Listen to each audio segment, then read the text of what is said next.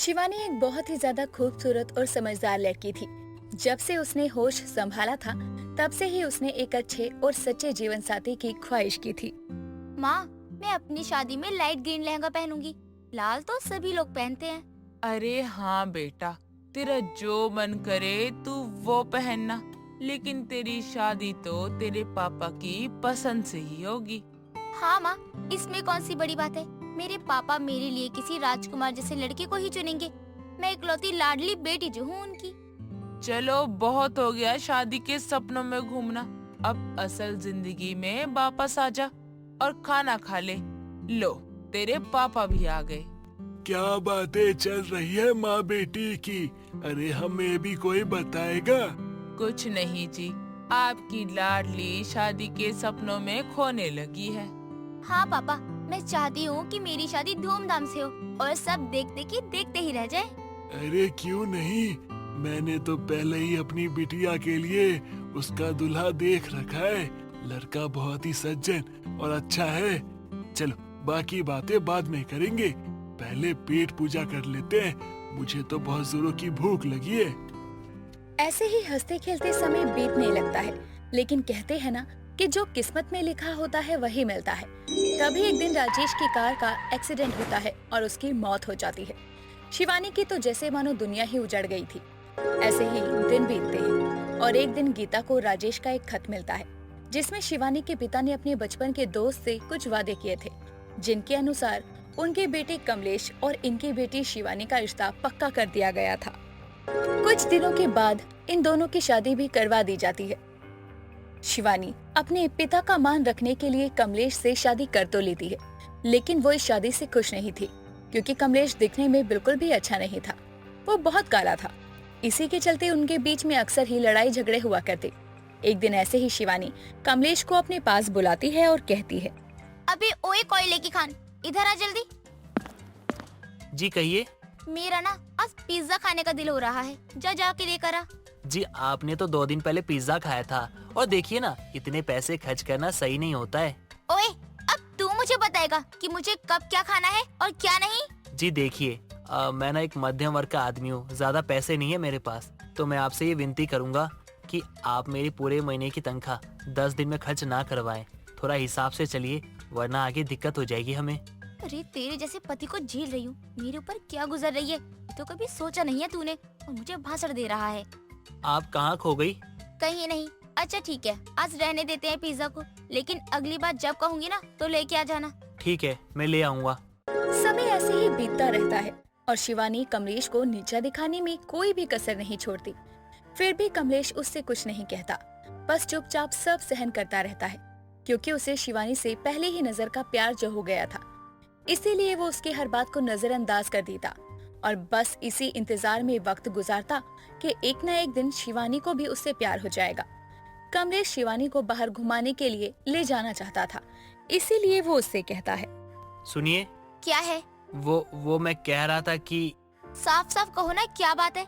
वो मैं बस ये कहना चाहता था कि हम कहीं घूमने चलते हैं। जब से शादी हुई है कहीं घूमने नहीं गए। मैं और तुम्हारे साथ घूमने जाऊंगी? शक्ल देखी है अपनी, मुझे अपनी बेइज्जती नहीं करवानी। ठीक है, जैसा आप ठीक समझे। कमलेश अपना गम सबसे छुपाते हुए फिरता है, लेकिन उसकी माँ उसकी ये हालत देख नहीं पाती और वो जाकर शिवानी से बात करती है। बहू, मुझे कुछ बात करनी है तुमसे। आज तो मेरी क्लास लगने वाली है। इस कलूटे ने अपनी माँ को सब कुछ बता दिया होगा शायद। जी कहिए।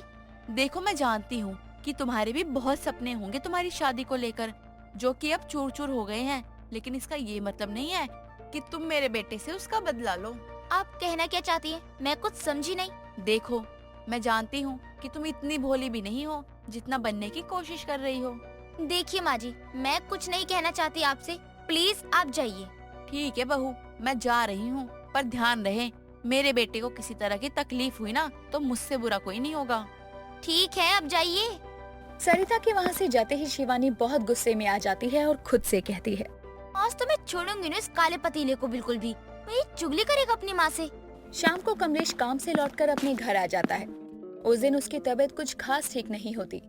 जैसे ही वो अपने कमरे में जाता है, वहाँ शिवानी पहले से ही गुस्से में बैठी होती है। उसे देखकर कमलेश समझ जाता है कि आज कुछ तो बड़ा होने वाला है। इतने में ही शिवानी उसके पास तेजी से चलकर आती है और उसे धक्का मारती हुई कहती है और कमलेश पीछे जाकर गिरता है। क्यों बे? बहुत मजा आता है क्या मेरी चुगली करने में अपनी माँ से? ये आप क्या कह रही हो? मुझे कुछ समझ नहीं आ रहा। अच्छा, तो तेरी माँ ऐसे ही मेरे पास आकर मुझे इतना सब कुछ सुना कर चली गई। मैंने तो माँ को कुछ नहीं कहा, फिर माँ इन्हें क्या कहने आई होंगी। सुनिए, मुझे ना कुछ नहीं पता कि आप क्या कह रही हैं। देख, मैं तुझे आखिरी बार समझा रही हूँ, अगर आज के बाद तेरी माँ मेरे पास आई ना तो तेरे लिए तो बिल्कुल भी अच्छा नहीं होगा। देखिए, मैं आपको यकीन दिलाता हूँ कि आज के बाद कोई भी आपसे कुछ नहीं कहेगा। ऐसा ही होना चाहिए। उसी रात कमलेश की तबीयत ज्यादा बिगड़ जाती है, लेकिन वो शिवानी को कुछ नहीं बताता और चुपचाप घर से बाहर आ जाता है। डॉक्टर के पास जाने की कोशिश करता है। वो थोड़ा ही दूर पहुंचा था कि बेहोश होकर वहीं सड़क के किनारे गिर जाता है। इस बात से अनजान शिवानी चैन से अपने कमरे में सो रही थी। कमलेश को पड़े हुए पूरी रात बीत जाती है और फिर अगली सुबह दूध बेचने वाला वहाँ से गुजर रहा था तो उसकी नजर कमलेश पर पड़ती है और वो उसके पास जाता है और उसे उठाने की कोशिश करता है। अरे भैया उठिए, आप यहाँ क्यों सोए हैं? उठिए ना। दूध वाले की लाख उठाने पर भी कमलेश नहीं उठता तो वो अपनी दूध की गैलन को वहीं साइड में रखकर कमलेश को अपनी साइकिल पर बैठाता है और उसे हॉस्पिटल लेकर जाता है। डॉक्टर कमलेश को एडमिट कर लेते हैं और उसका इलाज करने लगते हैं। कुछ देर के बाद कमलेश को होश आता है और वो शिवानी को तलाशता है। जैसे तैसे डॉक्टर उसे शांत करता है। देखिए, आप ज्यादा हिलिए मत, वरना आपकी तबीयत फिर से बिगड़ जाएगी। नहीं नहीं डॉक्टर साहब, मुझे जाना होगा। मेरी माँ और मेरी पत्नी दोनों घर पे अकेली हैं और उन्हें ये पता चला कि मैं रात से घर से बाहर हूँ तो वो बहुत परेशान हो जाएंगी। मुझे जाना होगा। अच्छा ठीक है, आप हमें अपने घर का नंबर दे दीजिए, हम उन्हें यहाँ पे बुला लेंगे। जी ठीक है। कमलेश डॉक्टर को शिवानी का नंबर दे देता है। डॉक्टर उसे और उसकी माँ को वहीं बुलवा लेते हैं। कुछ देर के बाद में वो दोनों हॉस्पिटल पहुँचते हैं। जैसे ही सरिता कमलेश को देखती है, उसकी आंखों से आंसू गिरने लगते हैं और वो उसके पास जाकर उसके सर पर हाथ फेरते हुए कहती है, बेटा ये क्या हो गया तुझे और तूने मुझे कुछ बताया क्यों नहीं? देखिए, इन्हें एक माइनर हार्ट अटैक आया है। ये कई दिनों से परेशान चल रहे हैं क्या? ये आप क्या कह रहे हैं? Heart attack? जी हाँ, आपको जानती हैं कि ये किस तरह की टेंशन ले रहे हैं या कोई बात इन्हें अंदर से खाई जा रही है? हाँ डॉक्टर साहब, ये सब इस करमजली की वजह से हुआ है। अब तो खुश है ना तू? नहीं माँ, इसमें इनकी कोई गलती नहीं है। आप इन्हें कुछ मत कहिए। ये मुझे अभी बचा रहे हैं और मैंने इनके साथ कितना बुरा सलूक किया। मुझे जीने का कोई हक नहीं है। नहीं माँ जी, आप इनकी बातें मत सुनिए। ये सब जो कुछ भी इनके साथ हुआ उसकी जिम्मेदार सिर्फ और सिर्फ मैं ही हूँ और कोई नहीं है। इसीलिए आज ही इन्हें मैं छोड़कर चली जाऊंगी। हाँ यही सही होगा। तू मेरे बेटे की जिंदगी से दूर चली जा और फिर दोबारा पलट के कभी मत आइयो। नहीं नहीं माँ, आप ऐसा क्यों कह रही हो? माँ, इनके बिना मैं जी नहीं सकता। माँ, इनके जाने के बाद मैं तो वैसे ही मर जाऊंगा। मैंने आपके साथ इतना सब कुछ गलत किया और आप फिर भी मुझसे प्यार करते हो। क्यों? अरे आप इतने अच्छे हो कि कोई भी लड़की आपको आसानी से मिल जाएगी, फिर मैं ही क्यों? जो किसी एक से प्यार करते हैं ना, वो दूसरों से दिल नहीं लगाते। मैंने सिर्फ आपसे प्यार किया है और हमेशा आपसे ही करता रहूंगा और किसी के बारे में मैं तो सोच भी नहीं सकता। माफ कर दीजिए मुझे प्लीज। मैंने आज तक जो भी किया उसकी कोई माफी नहीं हो सकती। फिर भी आप मुझे सजा देना चाहते हैं तो मुझे मंजूर है। सजा तो सिर्फ एक ही है। क्या? सजा तो एक ही है, मैं और मेरा साथ। अगर आपको सजा चाहिए तो सजा के रूप में मुझे अपना लो, नहीं तो आपका जो फैसला होगा मुझे मंजूर है। प्लीज मुझे ऐसे शर्मिंदा मत कीजिए। आपके साथ रहना कोई सजा नहीं है, बल्कि सबसे बड़ी खुशनसीबी है और मैं अपने आप को बहुत खुशनसीब समझती हूँ कि आप मेरे पति हो। इसके बाद शिवानी कभी कमलेश के कालेपन का मजाक नहीं उड़ाती और ना ही उससे किसी भी तरह की बदतमीजी करती। जितना प्यार कमलेश उससे करता था, वो भी अब उससे उतना ही प्यार करने लगी थी। फिर वो दोनों खुशी खुशी अपनी जिंदगी बिताते हैं। सुषमा ने अपने बेटे मोहन की हाल ही में शादी की थी। सुषमा की बहू थी तो सुंदर, लेकिन वो कम पढ़ी लिखी थी और सुषमा को भी ऐसी ही बहू चाहिए थी जो कम पढ़ी लिखी हो। अरे सुषमा, बहू तो बहुत सुंदर है, लेकिन एक ही कमी है तेरी बहू में कि वो कम पढ़ी लिखी है। तू तो जानती ही है मैं कम पढ़ी लिखी बहू क्यों लाई हूँ। अरे कम पढ़ी लिखी होगी उतना ही कम सवाल जवाब करेगी, वरना ये तो मेरे सर पर नाचने लग जाएगी। ये तो तूने ठीक किया कि तेरी बहू पढ़ी लिखी कम है। रमा को ही देख ले अपनी बहू से कितनी परेशान है। पढ़ी लिखी बहू जो लाई है। अरे उसकी तो जिंदगी में भी बहु दोष लिखा है। अब क्या करे विमला, आसपास से ही तो ये सब सीखने को मिलता है। सुषमा की बहू काजल बहुत ही सीधी थी। उसे जो कह दिया जाए वो मान लिया करती थी। एक रोज काजल हॉल में अपनी सास के लिए चाय लेकर आती है और वो देखती है कि काजल की ननद सीमा फोन में कुछ देख रही है। अब काजल भी फोन में झांकने लग जाती है। अरे ननद जी, ये आप का देख रही है? वैसी बात तो बड़ा अच्छा कहे हैं। ये पॉडकास्ट है जिसमें अच्छी अच्छी बातें जानने मिलती है। आपको सुनना है तो आओ बैठो। ये तो मुझे बोलना भी नहीं आवत है। खैर, जब मैं काम से फ्री होंगी तब मैं सुन लूंगी। हाँ हाँ ठीक है ठीक है। उस वक्त तो काजल काम कर रही होती है तो वो पॉडकास्ट की बातों पर ध्यान नहीं देती। लेकिन जब काजल घर का सारा काम निपटा लेती है तो अपनी ननद सीमा के कमरे में जाती है और अपनी ननद से कहती है, क्या हुआ भाभी, बोलो क्या हुआ, ऐसे क्यों खड़े हो आप? वो आपने जो सुबह बताया था ना, कुछ वो का कहते हैं पार्टी शार्टी। अरे नहीं, का देख रही थी आप? वो मुझे देखना है। हे भगवान, इन्होंने तो इसका नाम ही बिगाड़ दिया। रुको, आप भैया का फोन लेके आओ फिर बताती हूँ। हाँ हाँ, हम लेकर आते हैं उनका फोन। इतना कहने के बाद काजल अपने पति का फोन लेकर आती है और सीमा भी अपनी भाभी को पॉडकास्ट चलाकर दे देती है। और काजल भी वहाँ पर खड़ी खड़ी थोड़ी देर पॉडकास्ट देखती है और अपनी ननद से पूछती है, अच्छा ननद जी, ये बनता कैसे है? ये तो बातें कर रहे हैं और अच्छी जानकारी भी दे रहे हैं। इसको पैसा वैसा मिलता भी है का? हाँ हाँ, इसमें बहुत पैसा मिलता है। लेकिन आप ऐसा क्यों पूछ रही हो? लेकिन आप ये बनाने का सोच तो नहीं रही हो ना? सोचा तो है, लेकिन मैं ये अकेले थोड़ी ना बनाया करूँगी। आप भी इनमें हमका साथ देना। माफ करो मुझे, ना मैं ये बनाना चाहती हूँ ना मुझे इसका शौक है। लेकिन हम दोनों बना सकते हैं ननद जी। आप अपनी दोस्तन का भी बुला लेना, घर पर ही हम उनका भी सवाल किया करेंगे। भाभी देखो, ऐसा है कि आप इसे भूल जाओ ना, वही अच्छा है। अरे लेकिन काहे? माँ को पता चला ना तो हम दोनों को इस घर से निकाल देंगी। मेरा तो बस यही ठिकाना है। आप तो मायके चली जाओगी। भाभी जाइए, कुछ अच्छा सा बना लीजिए, जैसे मैगी पास्ता। ये फालतू का काम मत करो। काजल को अपनी ननद की बातें बहुत बुरी लगती हैं, लेकिन अब वो खाना बनाते हुए, बर्तन धोते हुए सिर्फ पॉडकास्ट ही देखा करती और उसके मन में सिर्फ एक ही बात चल रही थी कि कैसे वो अपना पॉडकास्ट बनाए। और एक रोज पॉडकास्ट देखते हुए किचन में दूध उबल जाता है और ये सब कुछ सुषमा देख लेती है। क्या बात है बहू, तूने तो मेरे घर को बर्बाद करने का फैसला ले लिया है। यहाँ तू मोबाइल में लगी हुई है, वहाँ दूध उबल चुका है। ये फोन की लत भी तुझे सीमा ने लगाई है ना, उसे तो मैं अभी बताती हूँ। अब तो इसे बंद कर ले और किचन साफ कर। हाँ हाँ माँ जी, वो हमने ध्यान नहीं दिया। हाँ हाँ, तेरा ध्यान नहीं था तभी तो मुझे यहाँ आना पड़ा। क्यों बहू, ठीक कह रही हूँ ना? जी माँ जी, आगे से मैं ध्यान दूंगी। अब सुषमा सीमा को भी सुनाती है कि उसने काजल को फोन की इतनी आदत लगा दी कि वो बिना फोन चलाए काम ही नहीं कर सकती है। अरे माँ, मेरी क्या गलती है? वो तो मुझे रोज कहती हैं ये बनाने के लिए, लेकिन मैं उन्हें साफ मना कर देती हूँ कि मुझसे नहीं हो पाएगा। अरे बाप रे, इसके दिमाग में ये सब भी चलता रहता है। बहू तू ये सब भूल जा, वरना मैं तुझे फोन छूने भी नहीं दूंगी।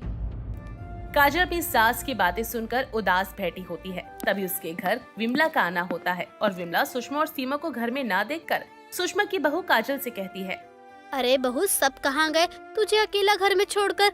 लगता है सुषमा ने तुझे सुनाया है। अरे वो तो है ही ऐसी, कभी किसी को खुश देखना चाहती नहीं है वो। नहीं नहीं, बस ऐसे ही। हम उदास नहीं हूँ। आप किसी काम से आई थी का? बहू बोल, क्या बात है? तुम मुझे अपनी काकी समझ बता भी दे, क्या बात है? वो हमका एक कास्ट बनाना है का, आप उसमें हमारा साथ देंगी? लेकिन ये हम किसी को बताए नहीं हैं। कास्ट मतलब जाति? ये तू क्या बोल रही है? कहीं तुम मेरे साथ कुछ गलत करने का तो नहीं सोच रही ना? अरे नहीं विमला काकी, वो हम आपसे सवाल करेंगे तो आप हमका जवाब देना और हम उस वीडियो को सोशल मीडिया पे डाला करेंगे। लेकिन कई वीडियो बनाएंगे ना तो हम बहुत फेमस हो जाएंगे। यानी मुझे भी लोग सलमान शाहरुख की तरह जानने लगेंगे? हाँ ऐसा ही है, फिर सलमान भी आएंगे, बड़े बड़े लोग आएंगे अपने घर पर और उनका आना जाना लगा रहेगा। विमला काजल की बातों में आ जाती है और दोनों एक कमरे में सामने फोन रखकर टेबल कुर्सी लगाकर बैठ जाते हैं। माइक तो उनके पास था ही नहीं। ऐसे में विमला के हाथों में बेलन होता है और काजल के हाथ में दाल गटन। तो हमका ये बताइए विमला जी कि आप माँ बनी तो बनी कैसे? अरे धत, मुझे शर्म आ रही है। तू भी बहू कैसी बात कर रही है, ये सोच कर तो मुझे तेरे अंकल की याद आ गई। अरे विमला जी, आप ना गलत समझ रही हैं। हम तो ये पूछ रहे हैं कि माँ होने के बाद आपको कैसा अनुभव हुआ? अरे ऐसा क्या, मैं भी ना जाने क्या क्या सोचने लगी थी। माँ बनने के बाद तो मैं भी परेशान हो रही हूँ। मेरे बच्चे ने तो मुझे परेशान करके रखा है। 1 साल में दूसरा बच्चा भी हो गया। जब तक मैं एक की पोटी साफ करती तब तक दूसरा कर चुका होता। छी ओ, हमार मतलब ऐसा था का? ई का मतलब आप माँ बनकर खुश थी, लेकिन आपका पूरा जीवन बच्चा का कच्चा धोने में ही बर्बाद हो गया क्या? बिल्कुल सही पकड़ा है बहू। अरे मेरा दिल किस किस के लिए धड़कता है, अपना चाय वाला, दूध वाला, कबाड़ वाला। बूढ़े पर भी दिल आ गया है, लेकिन कमीने की मुंह सुरती खाने की आदत पसंद नहीं है मुझे। काकी, अब हमका आप ये बताइए कि इस उम्र में आपका दिल किसी पे आया है का? किसी के लिए धड़कता है क्या? वो कौन है? अरे वो बूढ़ा तो प्यार ही नहीं जानता, बस बच्चे पैदा हो गए वही बहुत है। विमला और काजल का पॉडकास्ट बनकर तैयार हो जाता है, लेकिन इसको सबके सामने आने में महीनों लग जाते हैं। लेकिन विमला और काजल के इस वीडियो को लोग खूब पसंद कर रहे थे। दरअसल सीमा की पॉडकास्ट की जो आदत थी, उसे एक रोज उसकी भाभी और विमला पॉडकास्ट दिखाती है। ये तो भाभी और विमला काकी हैं। माँ जल्दी आओ। ये देखो, आपकी बहू ने पॉडकास्ट बना ही लिया और आखिरकार उनका साथ विमला काकी ने दिया। ये तू क्या कह रही है? अगर ऐसा है तो इसने मेरी नाक कटवाने में कोई कसर नहीं छोड़ी है। देखो तो कैसी कैसी बातें कर रही हैं दोनों वीडियो में। अरे राम रे राम, मेरी बहू तो है ही कम अकल की, लेकिन ये विमला, इसे तो देखो, इसे इस उम्र में भी क्या सोचता है जो ये ऐसे काम करती है। सुषमा अपनी बहू का पॉडकास्ट देखती है तो उसे खूब सुनाती, साथ में विमला की भी खूब खातिरदारी करती। लेकिन जब सुषमा की बहू के इस पॉडकास्ट के वीडियो के पैसे आने लगते तो अपनी बहू को पॉडकास्ट बनाने से नहीं रोकती और काजल का भी सपना पूरा हो जाता जो वो इतने समय से देख रही थी। हालांकि काजल के पॉडकास्ट में विमला तो जरूर रहा करती। मोहिनी काफी ज्यादा गरीब थी, लेकिन उसके सपने काफी ज्यादा बड़े बड़े होते हैं जिन्हें वो पूरा करने के लिए कुछ भी कर सकती थी। मोहिनी एक दिन अच्छी सी ड्रेस पहनकर बाहर जा ही रही होती है, तभी वहाँ मोहिनी की माँ माला आती है और मोहिनी से बोलती है, तुझे जरा भी शर्म है? तेरी माँ यहाँ काम कर कर के दिन पर दिन घटती जा रही है और तू है कि अपना अमीरी का जलवा दिखाने में लगी रहती है। कुछ तो घर के बारे में सोच लिया कर। माँ, मैं घर के बारे में बहुत सोचती हूँ, लेकिन पता नहीं क्यों आपको ये ऐसा लगता है कि मैं तो घर के बारे में कुछ सोचती ही नहीं हूँ। अब क्या मैं घरों में काम करने भी लग जाऊँ क्या? अच्छा, ऐसे सज धज के घूमने से घर के बारे में सोचने का क्या संबंध है? एक तो वैसे ही मुझे तेरे लक्षण ठीक नहीं लगते हैं। मैं तो सोच रही हूँ कि तेरी शादी करवा देती हूँ, कम से कम एक टेंशन तो खत्म होगी। माँ, मैं आपके बोलने से शादी नहीं करने वाली हूँ और आप मुझे मेरी जिंदगी अपनी तरह से जीने दो। और आप देख लेना, एक दिन मेरे पास भी फोन होगा, अच्छे कपड़े होंगे, बड़ा सा घर होगा। मोहिनी इतना बोलकर वहाँ से चली जाती है। पास में एक बहुत बड़ा बैंकेट हॉल था जिसमें एक बहुत ही अमीर लड़के की शादी हो रही थी। शादी में काफी अमीर अमीर लोग भी आए थे। मोहिनी मटकते हुए एक विनोद नाम की आदमी के पास जाती है और विनोद से कहती है, ये शादी कितनी बोरिंग है ना, आप यहाँ बोर नहीं हो रहे क्या? तो बहुत हो रही हूँ। बात तो तुम सही बोल रही हो, लेकिन तुम हो कौन? लड़के वालों की तरफ से हो या लड़की वालों की तरफ से हो? इतनी अच्छी बनकर आई हो तो लगता है पक्का लड़की वालों की तरफ से ही होगी। क्यों? अब क्या फर्क पड़ता है, मैं लड़के वालों की तरफ से हूँ या लड़की वालों की तरफ से? मुझे तो आप यहाँ इन सारे मर्दों में सबसे ज्यादा डैशिंग लगे, तभी तो मैं आपके पास यहाँ बात करने आई हूँ। अच्छा, मैं आपको डैशिंग लगा? वैसे मुझे भी शादी में कुछ खास मजा तो आ नहीं रहा है। हम कहीं बाहर चलकर बात करते हैं, इफ यू डोंट माइंड। मैं तुम्हारे साथ बाहर तो चल लूं, लेकिन मेरी ड्रेस, अब इस ड्रेस में बाहर घूमना अच्छा नहीं लगेगा ना। और ऊपर से मेरे फोन की बैटरी भी खत्म हो गई है, मैं कैसे अपने पेरेंट्स से बात करूंगी? तुम बस एक फोन और ड्रेस की बात कर रही हो। मेरे साथ चलो, मैं तुम्हें पूरा का पूरा शोरूम ही दिला देता हूँ। अब आखिर नज़र के सामने इतनी सुंदर लड़की खड़ी हो और अगर वो मुझे लाइन दे रही हो तो क्यों ना मैं उस लाइन को पकड़ ही लूं। जी बिल्कुल, चले अब हम दोनों। मोहिनी उस आदमी के साथ बाहर घूमने चली जाती है। मोहिनी अब विनोद को रिझाने में कोई कमी नहीं रखती। विनोद बेचारा मर्द, उसका पैर तो फिसलना ही था ना। कुछ दिनों बाद एक बड़े से होटल में लंच के लिए जाती है। वहाँ भी मोहिनी अपनी हरकतों से बाज नहीं आती और एक आदमी के पास से गुजर रही होती है कि तभी वो अपना पर्स जानबूझकर गिरा देती है और उस आदमी की तरफ मुस्कुराते हुए बोलती है, माफ कीजिएगा, गलती से गिर गया, पर्स मेरा। आप मेरा पर्स उठा देंगे? वो क्या है ना, मेरी ड्रेस थोड़ी छोटी है, मैं झुक नहीं सकती, तो क्या आप मेरी मदद कर सकते हैं? जी जी बिल्कुल, आप जैसी खूबसूरत लड़की की मदद भला कौन नहीं करना चाहेगा। मैं तो अकेले ही लंच पे गई थी, सोचा आप जैसा कोई हैंडसम मर्द दिखेगा जिसे मैं अपने दिल का हाल बता के थोड़ा हल्का महसूस करूंगी। लेकिन कोई बात नहीं, मैं चलती हूँ। आप कहे तो मैं आपको छोड़ दूं? कहाँ जाना है? इसी बहाने हम थोड़ा समय भी बिता लेंगे। अभी फिलहाल तो मैं लंच का बिल देने जा रही हूँ। आप एक काम करो, मेरा बिल दे दो, तब तक मैं वॉशरूम से आती हूँ, फिर हम साथ में चलते हैं। आपका हुक्म सर आंखों पर, आप जैसा कहो वैसा हो जाएगा। वैसे मुझे कुछ शॉपिंग भी करनी है। मैं सोच रही थी एक लैपटॉप लेने के लिए। अगर आपके पास थोड़ा टाइम हो तो मेरे साथ लैपटॉप लेने भी चल सकते हो। आप साथ रहेंगे तो मुझे अच्छा लगेगा। साथ चलना क्या, मैं तो आपको लैपटॉप भी दिला दूंगा। बस आप सिर्फ अपना हाथ रखना कि आपको कौन सा चाहिए, मैं वो सब आपको दिला दूंगा। अब आप पहल कर ही रही है तो आपको निराश तो कर नहीं सकता ना। मोहिनी और वो आदमी दोनों साथ में चले जाते हैं। मोहिनी उस आदमी के साथ बहुत घूमती है। आसपास के मॉल में घूमना, कपड़े लेना, जूते, सैंडल, लैपटॉप, बहुत सारी शॉपिंग करती है। शाम को जब ये सब और लैपटॉप लेकर घर आ रही होती है तभी मोहिनी की माँ उस आदमी के साथ मोहिनी को देख लेती है। जैसे ही मोहिनी घर आती है अपनी माँ को सब सामान दिखाते हुए मोहिनी बोलती है, माँ ये सब देखो, कितनी प्यारी ड्रेस है ना, और देखो ये लैपटॉप भी लाई हूँ मैं, मुझे ऑफिस से मिला है। ऑफिस से मिला है?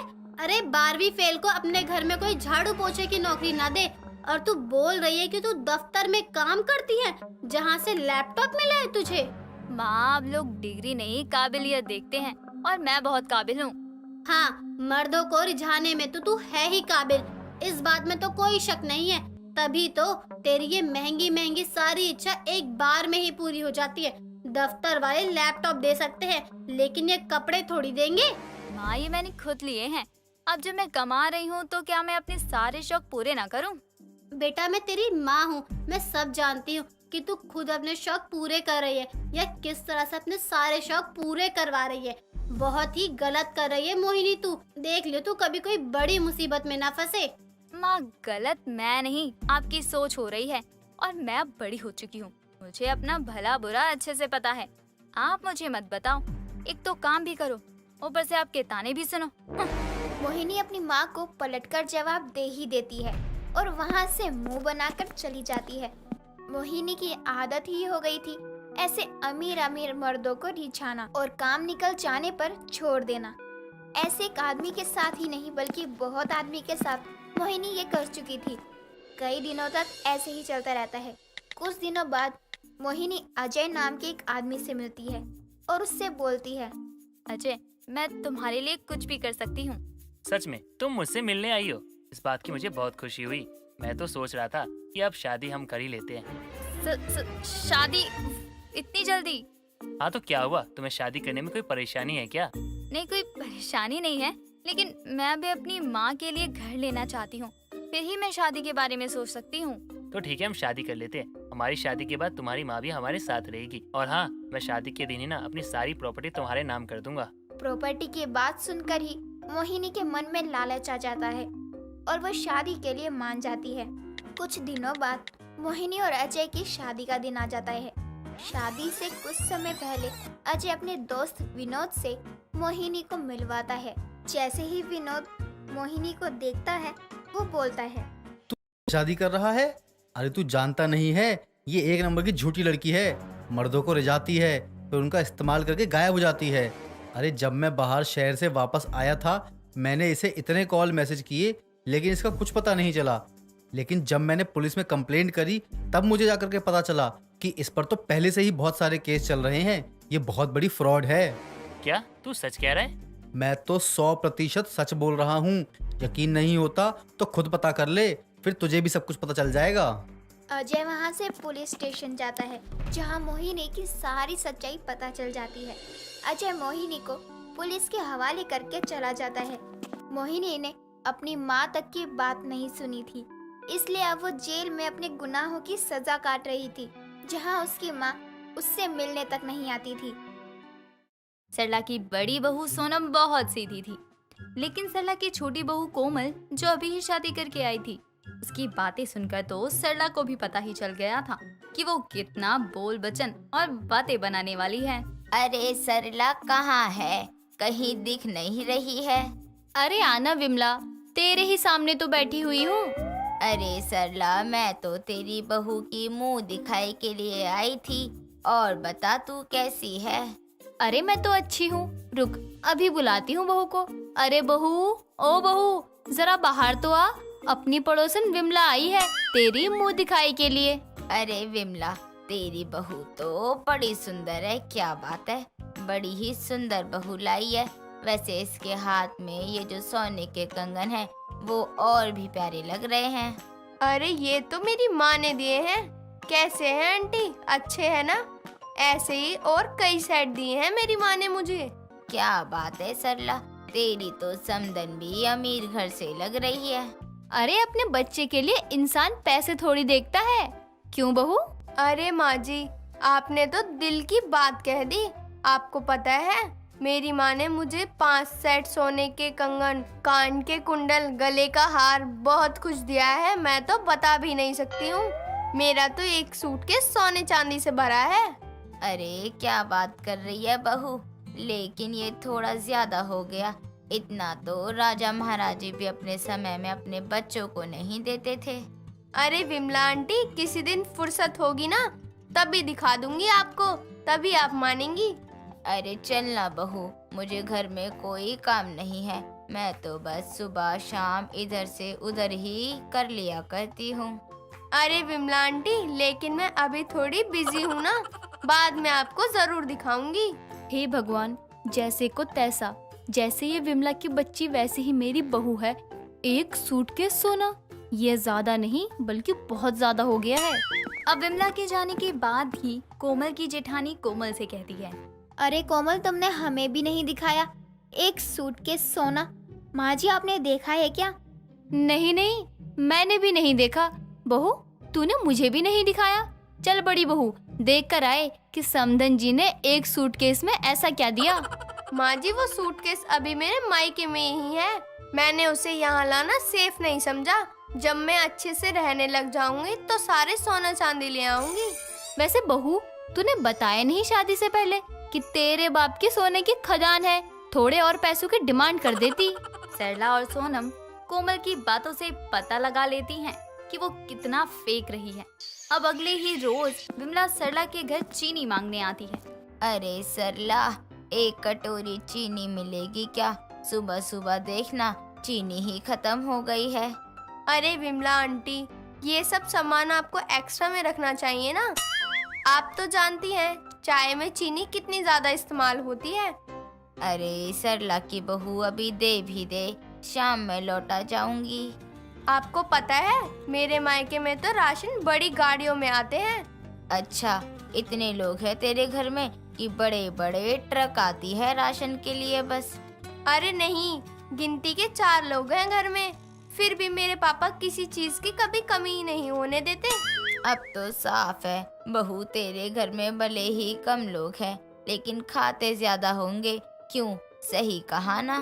तू ये ले चीनी और जा, तेरी चाय न जल जाए। हाँ हाँ, जा रही हूँ सरला। तू तो ठीक से बहू से बात भी नहीं करने देती। राम बनाए जोड़ी, एक अंधा एक कोड़ी।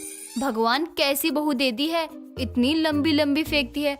कभी कभी तो लगता है ये धरती की भी नहीं है। अब विमला के जाने के बाद सरला अपनी बहू कोमल से कहती है, बहू, मुझे तेरी एक बात समझ नहीं आ रही, तू बिना सर पैर की बात क्यों करती है?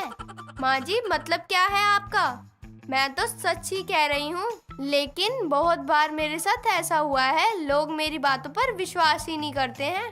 हाँ हाँ, लोगों के पास भी दिमाग है और वो अपना दिमाग इस्तेमाल करते हैं। माँ जी, कल ही कोमल कह रही थी कि बचपन में उसके पिता उसके लिए शेर लाए थे, लेकिन जब शेर बड़ा हुआ तो चिड़ियाघर वाले उसे उठा कर ले गए। अरे रे रे रे, बड़ी ही दुख की बात है बहू ये तो। हाँ माँ जी, उस समय तो मैंने 2 दिन तक खाना ही नहीं खाया था। अच्छा हुआ बहू, तूने उस 2 दिन तक खाना नहीं खाया था, वरना 2-3 दिन के बाद वो शेर तुझे अपना खाना बना लेता। अब देर शाम सरला हॉल में बैठी होती है। तभी सरला के घर बिजली वाला आता है और कोमल बिजली का बिल लेकर बिजली वाले से बात करने लगती है। सरला भी दोनों की बातें हॉल में बैठी सुन रही थी। अरे भाई साहब, एक बार की बात है, मुझे बिजली के बोर्ड ने बहुत जोर से करंट लगा। मैं दूर जाकर गिरी। फिर पता है मैंने क्या किया? क्या हुआ बहन जी? आप ठीक से उठ गई थी ना करंट लगने के बाद? और मैं उठी, बिजली के तारों को अपने दांतों से काटने लगी। जो भी करंट था सब मेरे अंदर आ गया। 2 दिन तक जो भी मुझे छूता उसे ही करंट लग जाता। बहू, तेरा हो गया तो तू जा और बिल को मेरे कमरे में रख दे, मैं आती हूँ। अरे बेटा, इसकी बातों को सीरियस मत लेना। जिस करंट की ये बात कर रही है ना, वो असल में इसे पागल खाने में दिए जाते थे। उसके ही दौरे इसे आज भी पड़ते हैं। अच्छा माँ जी, अब मैं चलता हूँ, आप अपना ध्यान रखना। राम राम। राम राम बेटा, राम राम। बेचारा सीरियस हो गया था। सरला तो अपनी बहू कोमल की लंबी लंबी बातों से परेशान हो चुकी थी। वो अपनी बहू को कई बार सुना भी चुकी थी कि उसकी इन बेकार की बातों से वो कभी कभी मुसीबत में भी फंस सकती है, लेकिन कोमल पर इन बातों का कोई असर नहीं हो रहा था। एक रोज सरला अपनी बहू कोमल को आंगन में बैठा हुआ देखती है। तभी वो देखती है कि विमला कोमल के पास आती है। अरे बहू, क्या कर रही है? नाखून काट रही है? अरे जब तू अपने नाखून ही काट रही है तो मेरे पैरों के नाखून भी काट दे। अरे क्यों नहीं विमला आंटी, आप तो मेरी सास समान हैं। अपनी सास की इससे सेवा होती नहीं, लेकिन विमला को कैसे बोल रही है कि आप मेरी सास जैसी हो। विमला आंटी, आपको पता है, जब से इस घर में आई हूँ माँ जी को एक काम नहीं करने दिया है। सोते हुए जगते हुए पैर दबाती हूँ, नहाने जाती हैं तो उनके कपड़े लिए बाहर खड़ी रहती हूँ, उनको उठाने से पहले चाय लिए खड़े रहती हूँ। और जब वो रुक क्यों गई? बोल देना। हगने जाती हूँ तो लोटा लिए खड़ी रहती है। हे प्रभु, कैसी बहू दे दी आपने। सुबह 10 बजे से पहले उठती नहीं है और ना जाने क्या क्या बक रही है विमला के सामने। और क्या बहू, कहीं जो मैं सोच रही हूँ वो सच तो नहीं है? नहीं बहू, ये तू क्या कहने जा रही है? ना बहू, ये मैं नहीं सुन सकती हूँ। धत विमला आंटी, आप भी ना जाने क्या सोच कर बैठ गई हैं। ना, वो सब तो खुद ही करती हैं। भला ऐसे काम भी एक दूसरे का करता है क्या? फिर तो ठीक है, मैंने तो सोचा सरला से इतनी घटिया उम्मीद नहीं थी। वैसे आपको एक बात बताऊं माँ जी के बारे में? आप माँ जी से ये मत कहना। माँ जी मुझे एक रोज कह रही थी कि उनकी शादी जब हुई थी ना, तो उन्हें पापा जी ने 9 लाख का हार दिया था। क्या बात कर रही है बहू तू? मुझे तो आज तक सरला ने कभी नहीं बताया कि उसके पास इतना महंगा हार है। अरे विमला आंटी, आप भी समझती नहीं हैं। वो हार बस मेरे पास है। सच में? मेरे बूढ़े ने इतना महंगा हार दिया था, लेकिन मुझे ही नहीं पता कि मेरे पास ऐसा और इतना महंगा हार भी है। अगर सच में ये इस वक्त सच बोल रही होती तो मैं उस हार की सफाई करवाने के लिए ही सही, लेकिन इसे बेच जरूर देती। फेंकू कहेगी। दोस्तों, अगर आपको ये कहानी पसंद आई तो इसे लाइक करें, शेयर करें और कमेंट करके बताएं कि कहानी में आपको सबसे अच्छा क्या लगा।